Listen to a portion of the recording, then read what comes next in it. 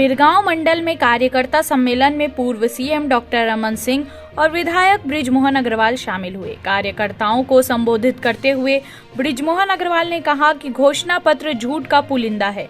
घोषणा पत्र में संपत्ति कर आधी करने की बात कही गई थी, घर घर पानी पहुंचाने की बात कही गई थी, जो पूरे नहीं हुए।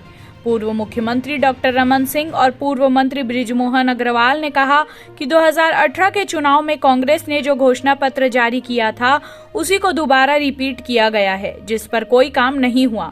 ये घोषणा पत्र जनता को भ्रम में डालने वाला है, जो भ्रम 3 साल पहले भी डाला गया था।